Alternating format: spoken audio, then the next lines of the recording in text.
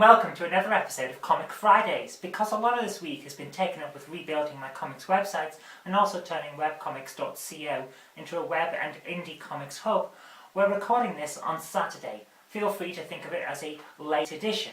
Although you don't have to worry about kids seeing it, we're not going to go anything blue.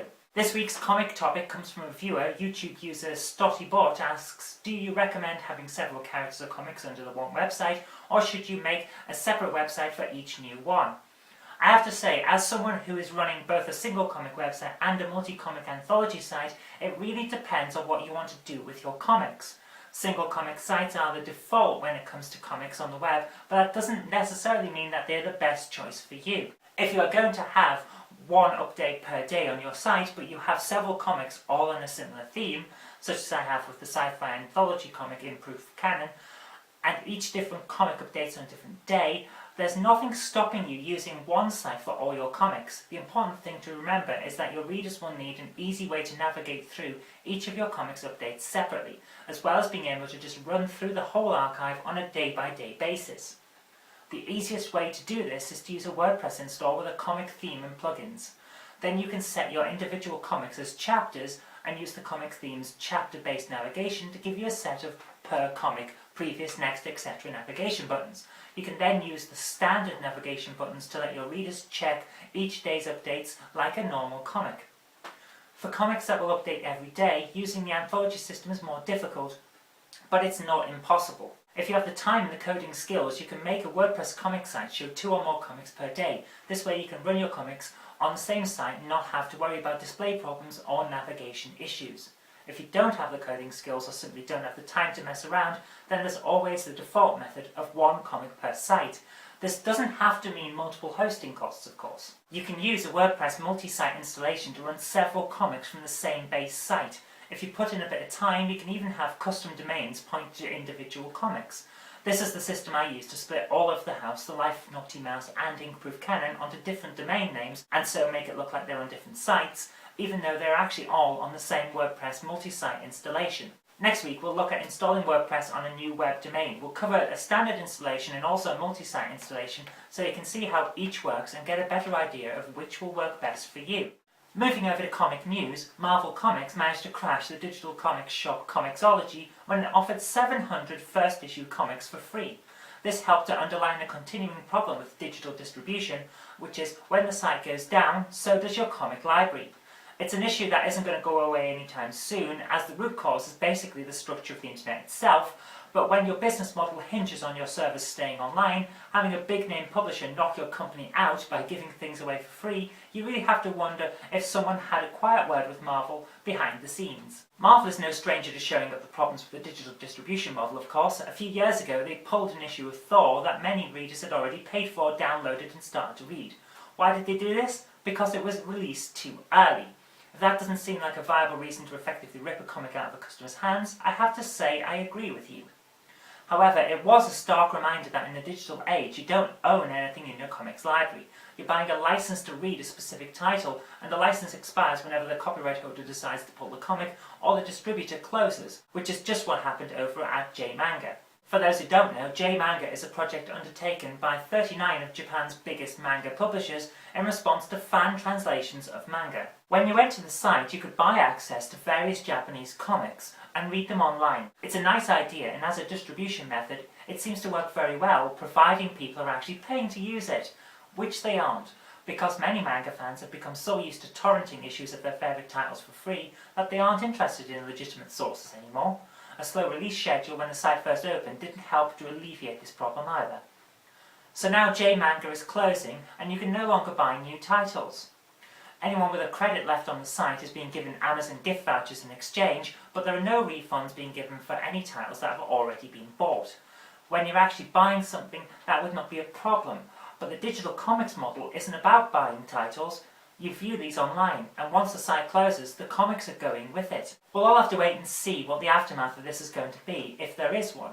Will such a large comic source disappearing and taking people's entire libraries with it make you think twice about buying digital from now on? Leave your response in the comments below. In more light-hearted news, 2000 AD decided to give Marvel's announcement of a trial weekly comic a gentle ribbing with this Facebook banner. 2000 AD has been running weekly since 1977, and DC tried unsuccessfully to run a weekly title back in the 90s, so Marvel's announcement is nothing new.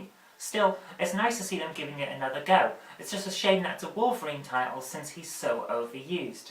Let's look across to reviews now. This coming week sees an excellent jumping on point for 2000 AD with the release of Prog 1824. This issue features an entire set of new stories starting, so if you've been interested in giving 2000 AD a try, there really is no better time to take a look. This week's Judge Dredd features solid writing and excellent art. Dredd and Hershey are meeting with representatives of East Meg 2 to discuss food shipments and citizen repatriation, but the meeting gets interrupted and soon Dredd is thrown into a high-speed chase against a mysterious new criminal. This is a fast-paced and highly enjoyable story from Michael Carroll, who's fast becoming one of Dredd's most consistently good writers. He's matched by excellent artwork by Inaki Miranda, who manages to add an impressive amount of detail without disrupting the flow of the story.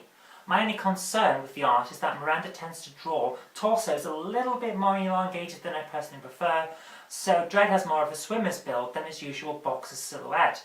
It's a minor point, but it did pull me out of the story a little. The new story for the suave spirit Dandridge reminds me a lot of early episodes of Nikolai Dante, and the clean lines of Warren Please's art certainly reinforces that idea. This is a genuinely funny comedy adventure, but the shadow of Dante is over it throughout. Writer Alec Worley clearly has the skills to make this a title that will stand on its own 2 feet, but if he doesn't make Dandridge less of a British Dante soon, he's going to find his comic remains overshadowed by one of 2000 AD's most popular characters. This week sees the return of Tharg's thrillers to 2000 AD. These are 3-part self-contained stories, sometimes by established writers and sometimes by newcomers to the comic.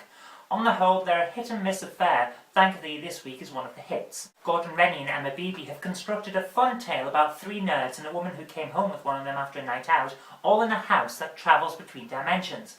It's fun, but it spends the entire first part setting the scene, which doesn't leave much room for actually telling a story in the remaining 2 parts. We'll have to see how well this pans out over the rest of the month. Finally, we come to Stickleback, another title by Ian Eddington. Long-term 2000 AD readers either love or hate Eddington's stories because when he's on form, he's rather good, but when he's not, the story meanders and never picks up steam. His recent run on Anthony Crucius Investigates was excellent. His run on the Red Seas was not. Thankfully, Stickleback looks like it's taking a leaf from Anthony Crucius. This double-length opening part is well-paced and balances his duties of scene setting and backstory presentation for new readers very nicely. Stickleback himself is gloriously repulsive, a trait that is helped in no small part by some amazing visuals by Disraeli. It's all very slick, and I'm looking forward to seeing where this story goes from here. Overall, 2000 AD Prog 1824 is an excellent read, and it continues a brilliant run that has lasted the year so far. Let's hope it continues. Prog 1824 is released in print in the UK on Wednesday and in the US next month. It's also available digitally from Wednesday via 2000adonline.com and also through the 2000 AD Newsstand app on iOS, as well as from iTunes. Moving over to the web, this week we're taking a look at Gronk by Katie Cook. This is a comic about one of the most adorable monsters I've ever seen. Gronk is a monster that's not very good at being a monster, and all the other monsters tease her, so she goes to live with a human in a land cunningly signposted as where no monster has gone before. This is seriously one of the most adorable comics I've ever read. The humour is all ages, the characters have their own distinct voices and personality to them, which only helps to draw you into the comic's world and make you more appreciative of the story.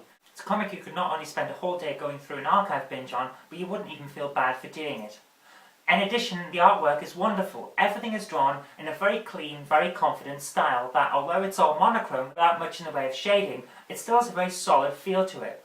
I love it. My only real problem is with the website rather than the comic itself. There's no archive page and no calendar navigation. This means that when you miss a few updates, you have to scroll back through the comics until you find the last one you read. Most of the episodes are standalone, so reading backwards isn't a big problem, but it would be nice to have an archive page. You can find Gronk online at www.gronkcomic.com, and I definitely recommend that you give it a try. Okay, that's all we've got time for this week, so thank you very much for watching. If you liked it, remember to click the like button, share it with your friends so that they can see what's been going on in comics as well, and subscribe for future videos. But until next time, I've been Zoe Kirk-Robinson, you've been watching Comic Fridays on the ZJKR channel, and I'll see you next time.